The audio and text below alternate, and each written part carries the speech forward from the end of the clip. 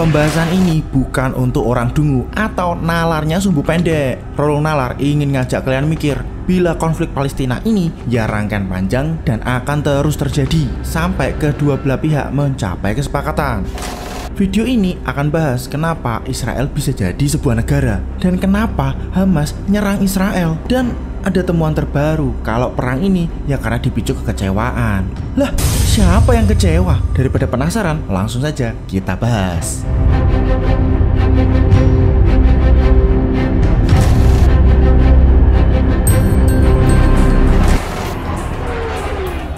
Kita harus paham juga kalau Palestina memiliki peran penting dalam sejarah kuno dan modern di Timur Tengah. Dari budaya, agama, bahkan politik, ini wilayah banyak memiliki sejarah yang nggak bisa dianggap enteng.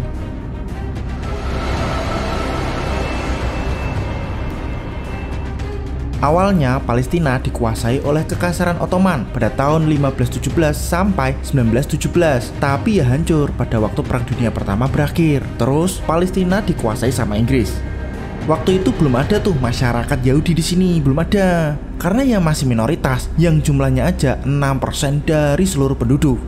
Wilayah ini akhirnya dikuasai sama Inggris dan Liga Bangsa-Bangsa ngeluarin mandat pada Inggris untuk Palestina pada tahun 1923. Nah, mandat tersebut berisi sebuah dokumen yang ngebuat Inggris punya kontrol administrasi atas kawasan tersebut dan termasuk mendirikan tanah air nasional Yahudi di Palestina. November 29, 1947, the United Nations General Assembly convened in New York for its 128th plenary meeting. On the day's agenda, a vote to partition British Mandatory Palestine into two independent states, an Arab state and a Jewish state. Waktu itu, pemimpin Yahudi nerima rencana tersebut, tapi untuk orang Arab Palestina dengan keras menentang.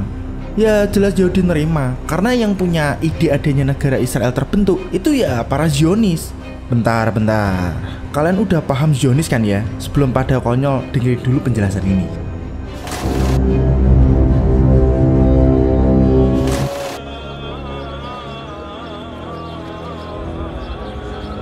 Perlu diketahui juga kalau Zionis dan Yahudi itu beda ya, perlu digarisbawahi, Zionis dan Yahudi itu beda.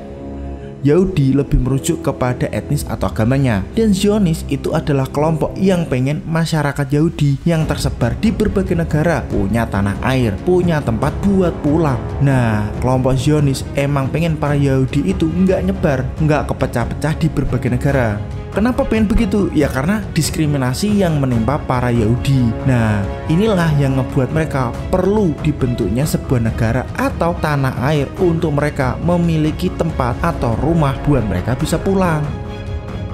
Pasti masih ingat ya yang namanya kasus Holocaust, di mana para Nazi Jerman ngebantai 6 juta Yahudi Eropa. Nah, karena itu para Zionis ini pengen hal semacam ini nggak terjadi lagi. Dengan apa? Ya dengan ngebuat negara sendiri, Israel. Tapi usul ini nggak semua orang Yahudi setuju. Kenapa nggak setuju? Ya karena udah seharusnya Yahudi tersebar di berbagai wilayah atau negara sesuai dengan nenek moyang yang mereka ajarkan. Untuk Yahudi tersebar di berbagai tempat. Tokoh Yahudi kayak Martin Buber, Karl Popper, terus Hermann Cohen nolak buat terbentuknya negara Israel. Dan emang nggak setuju dengan adanya kelompok Zionis ini. Bahkan ada sebelum-sebelumnya di tahun 1938 para Yahudi ini udah nolak rencana Zionis. Nama kelompoknya itu adalah Neturei Karta, di mana terpampang jelas kalau orang Yahudi nolak keras adanya Zionis dan terbentuknya negara Israel. Nah, sampai sini udah paham kan ya bedanya Yahudi, Zionis, dan Israel. Nah, kita lanjut pembahasan efek dari negara Israel terbentuk.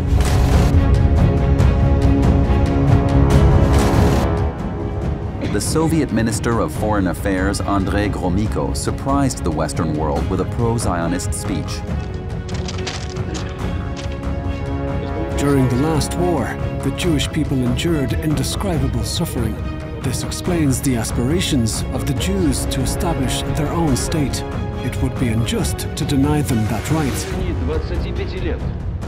pada Mei 1948 setelah rencana pemisahan untuk Palestina, Inggris menarik diri dari Palestina. Nah, saat itu juga David Ben Gurion mendeklarasikan negara Israel pada 14 Mei 1948. Karena kejadian ini, negara-negara Arab langsung ngasih opsi perang. Jadi pas pada 15 Mei 1948 mereka ngelawan negara Israel yang baru diproklamasikan. Ngeri nggak tuh? Hari ini proklamasi, besok udah diajak perang. Cuma selang sehari aja itu Israel udah diserang Lebanon, Suriah, Yordania, Mesir, Irak, dan negara Arab lainnya. Ya bisa dibilang dikeroyok habis-habisan Israel.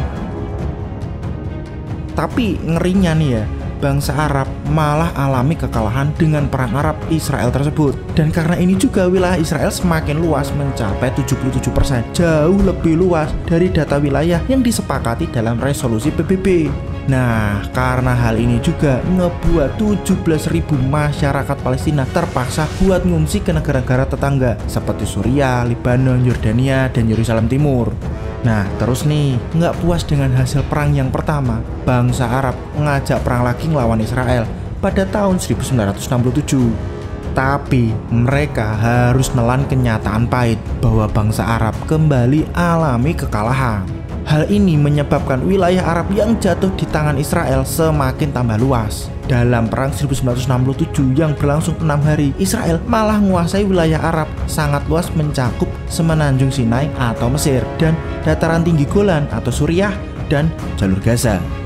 Nah, karena sering kalah perang, dan inilah jadi awal bangsa Arab mulai bersedia menempuh jalur damai melalui perundingan dengan Israel untuk mengembalikan wilayah Arab yang diduduki Israel pada perang 1967.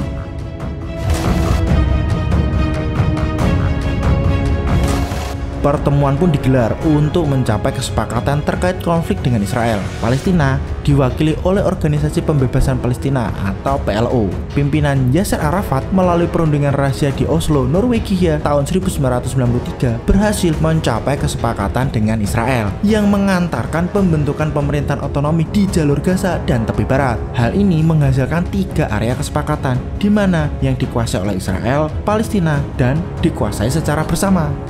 Area A atau sekitar 18% dikuasai oleh Palestina, di antaranya mengikuti Jenin, Bethlehem, Nablus, dan Hebron.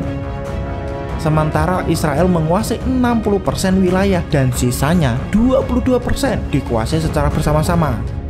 Meski udah ada kesepakatan, tapi konflik dengan Palestina Israel belum juga selesai. Terus nih, pada tahun 1993 belum juga menyelesaikan konflik nih, perundingan damai terus tetap digelar. Namun tetap gagal lagi mencapai sebuah kesepakatan buat terbentuknya negara Palestina. Karena perundingan untuk kesepakatan damai sering gagal-gagal terus, Palestina akhirnya membuka perundingan damai dengan Israel sejak tahun 2014 akibat ekspansi pembangunan pemukiman Yahudi secara sepihak. Saat rakyat Palestina sudah kehilangan harapan atas perundingan damai dengan Israel, Hamas dan faksi-faksi yang lain di jalur Gaza ngambil alih perlawanan bersenjata terhadap Israel. Dan perang Gaza telah terjadi setidaknya 4 kali di tahun 2018, 2012, 2014, 2021, dan yang terbaru ya serangan 5.000 roket Hamas kepada Israel pada Sabtu 7 Oktober 2023. Selama pengakuan kedaulatan wilayah dan kemerdekaan Palestina belum tercapai, ya Israel akan terus mengokupasi wilayah Palestina. Tapi kepahitan tidak hanya itu saja.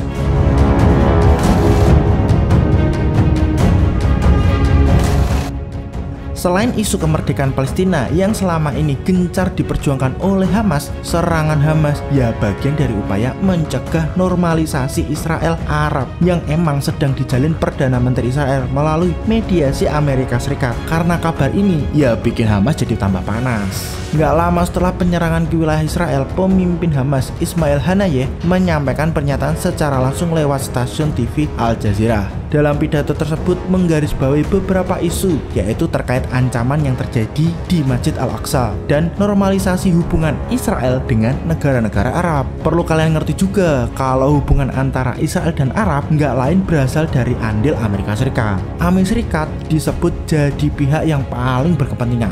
Upaya normalisasi ini merupakan cara AS cegah dominasi Cina di Arab, yang belakangan juga semakin intens menjajaki kerjasama dengan Iran dan Arab Saudi. Bahkan Amerika Serikat menargetkan penandatangan kerjasama antara Israel Arab dilakukan di tahun 2024. يوما أسودا في حياة أولئك الأمراء والحكام الذين طبعوا تطبيعا Dari sini خياليا. kita harusnya sudah paham kalau serangan Hamas ke Israel ya dilatar belakangi oleh kekecewaan Palestina yang seakan-akan ditinggalkan oleh Arab. Ya karena upaya normalisasi hubungan dengan Israel. Sebenarnya Arab Saudi sudah ngasih bantuan keuangan kepada otoritas Palestina yang dipimpin oleh Presiden Mahmud Abbas. Namun sebaliknya Arab Saudi malah nggak nyinggung perihal kemerdekaan Palestina. Ya karena ini Hamas jadi makin panas lah. Hamas jadi kecewa.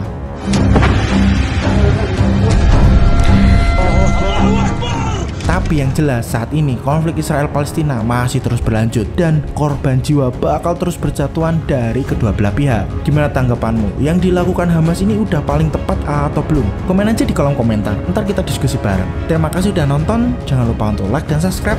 Dan ini Balung Alam.